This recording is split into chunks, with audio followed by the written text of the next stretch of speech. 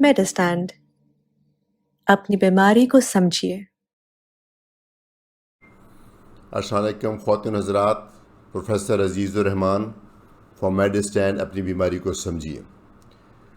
तो पिछली 2 वीडियोज़ में हमने कवर किया है कि कोलेस्ट्रॉल क्या होता है और इसका किसको टेस्ट कराना चाहिए। तो आज हम ये बात करेंगे कि अगर आपका कोलेस्ट्रॉल ज़्यादा है तो फिर क्या करना चाहिए, यानी उसका क्या इलाज होना चाहिए। तो आज का जो ट्रीटमेंट, आज की जो वीडियो है, ये हम दवाई के बग़ैर जो कोलेस्ट्रॉल को ठीक करने के लिए कोई चीज़ें कर सकते हैं उसके बारे में बात करेंगे। तो पहली बात तो ये सवाल कि क्या ये मुमकिन है कि आपका जो कोलेस्ट्रॉल हाई हो और आप दवाई खाए बग़ैर उसको ठीक कर लें, क्या ये मुमकिन है कि नहीं मुमकिन। इसका जवाब इतना आसान एक्चुअली है नहीं, तो मैं इसको कोशिश करूंगा अपनी वीडियो में इसका जवाब देने के लिए। तो अगर ये मुमकिन है तो ये कैसे मुमकिन है, तो दूसरा सवाल ये है। अच्छा, तीसरा सवाल ये है कि किन पेशेंट्स को हम ये कहेंगे कि आप अपनी तर्ज ज़िंदगी को बदल के कोलेस्ट्रॉल ठीक करें, अभी दवाई की ज़रूरत नहीं। ये 3 सवालों का मैं जवाब दूंगा।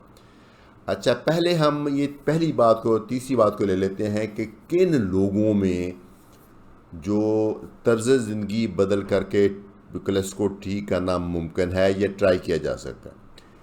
वो लोग जिनका कोलेस्ट्रॉल बहुत ज़्यादा नहीं, ज़्यादा है लेकिन बहुत ज़्यादा नहीं, इसको हम बोलते हैं बॉर्डर लाइन हाई।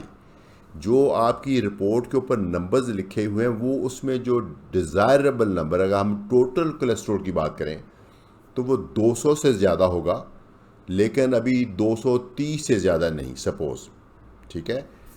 इसी तरीके से LDL लेवल होता है, वो आपका 130 होना चाहिए अगर आपको कोई और लाइफ में कॉम्प्लिकेशन नहीं है। एक नॉर्मल हेल्दी बंदे का 130 होना चाहिए और 130 से 160 तक है, ठीक है।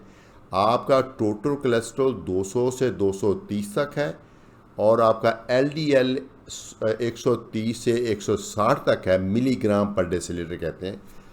अगर इस कैटेगरी में आप फॉल करते हैं तो आपका कहा जाएगा बॉर्डर लाइन हाई कोलेस्ट्रॉल।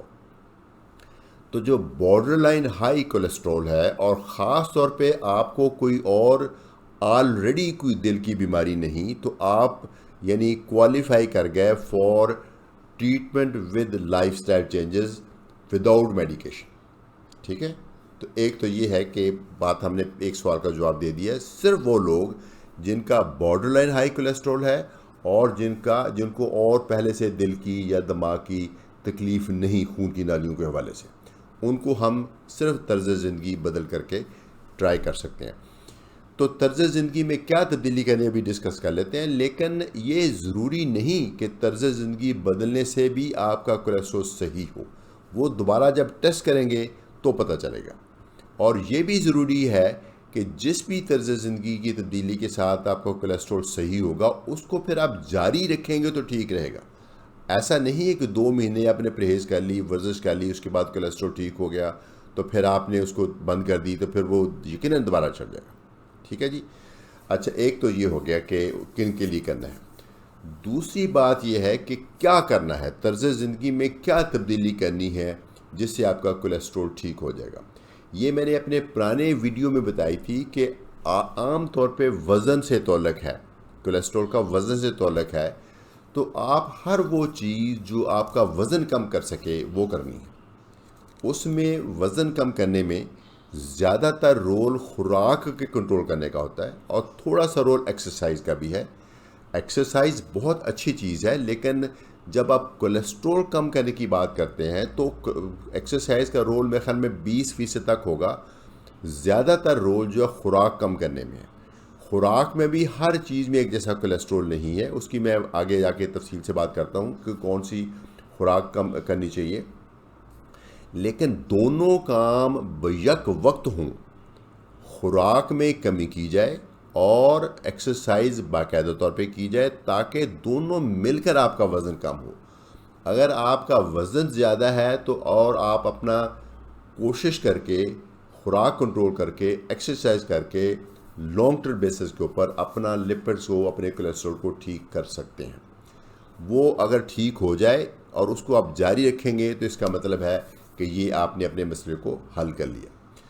تو ایکسرسائز میں کیا، کچھ بھی ایکسرسائز کر لیں، واک کر لیں، سائیکلنگ کر لیں، سوئمنگ کر لیں، جاگنگ کر لیں، ٹریڈ مل مشین کر لیں، پی ٹی ایکسرسائز کر لیں.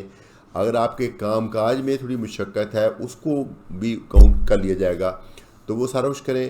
اور کھانے میں ہر وہ چیز جو غیر ضروری ہے اور وہ آپ پلیز کم کیجئے. خاص طور پہ جو چیزیں اینیمل سورس سے آتی ہیں نا، ان میں زیادہ کولیسٹرول ہے. یعنی اگر تو اینیمل سورس سے چربی جو ہے، جو جانور کی چربی ہے، اس میں کولیسٹرول خاصا زیادہ ہے. جانور کے جو گوشت ہے اس کے اندر بھی کافی چربی ہوتی ہے. جو جانوروں سے ہم دودھ لیتے ہیں، دودھ اور دودھ سے بنی ہوئی تمام چیزیں، انڈے اور انڈوں سے بنی ہوئی تمام چیزیں، ان کے اندر بھی خاصا کولیسٹرول ہوتا ہے. تو یہ چیزیں کم کریں. اور وہ چیزیں جو قدرتی طور پہ ہیں، لیکن ان کے اندر بڑے سے آئل ہو، جو نیچرل ویجیٹیبل آئلز ہیں، ان کے اندر آئل ہے لیکن کولیسٹرول خاصا کم ہے.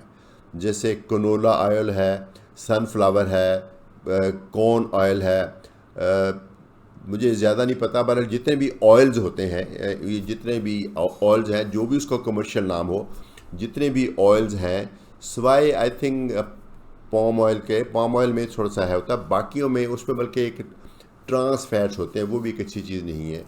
تو کوشش کریں خوراک کم کھائیں اور اینیمل سورس سے زیادہ کم کریں، اور جو ویجیٹیبل سورس ہے اس میں زیادہ کریں. کوکنگ کے لیے کوئی بھی آئل استعمال ہو سکتا ہے. آج کل ہم آئل ریکمینڈ کرتے ہیں، لیکن اگر آپ دیسی گھی شوق سے کھاتے ہیں تو کوئی برائی نہیں، مقدار کم رکھیے.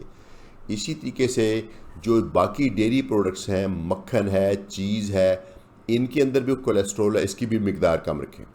اور جو سب سے جو چیز جس میں کوئی کولیسٹرول نہیں ہے وہ ہے فروٹس. موسٹلی ایک دو فروٹ ہیں جس کے اندر ہے، ایووکاڈو فار ایگزامپل فروٹ ہے جو پاکستان میں تو ہوتا نہیں.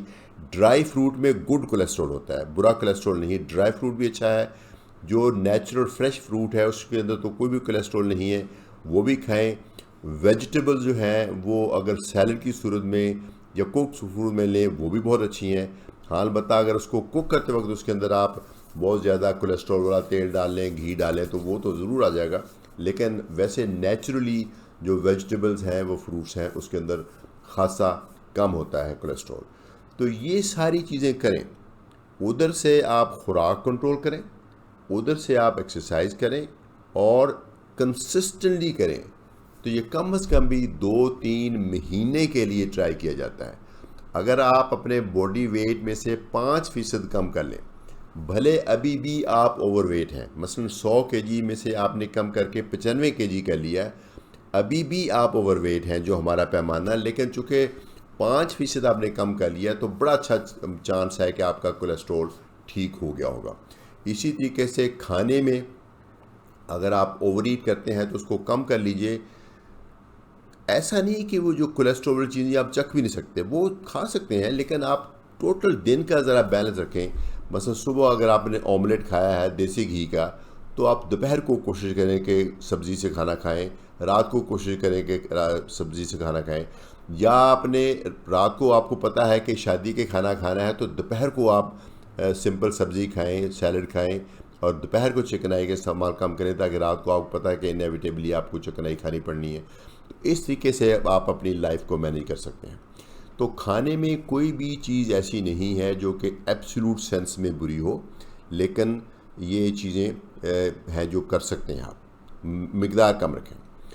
اچھا، تیسری بات یہ ہے کہ کیا اگر آپ کو دوائی کی ضرورت پڑے تو پھر ان چیزوں کی اہمیت کم ہو جاتی ہے؟ نہیں، یہ چیزیں پھر بھی اہم رہتی ہیں. چونکہ ہر انسان، میں جانتا ہوں کہ ہر انسان دوائیوں سے بچنا چاہتا ہے. تو اگر آپ دوائی آپ کو مل بھی گئی ہے تو پھر بھی یہ اگر آپ لائف سٹائل ہیلدی اڈاپٹ کریں گے تو آپ کو کم دوائی سے، کم ڈوز سے آپ کا کولیسٹرول ٹھیک ہو جائے گا. اور کولیسٹرول کو ٹھیک کر کے ٹھیک رکھنا ہی آپ کو اس چیز کی ایشورنس دیتا ہے کہ آپ کو ہائی کولیسٹرول سے ریلیٹڈ جتنے بھی مسئلے ہیں وہ نہیں ہوں گے۔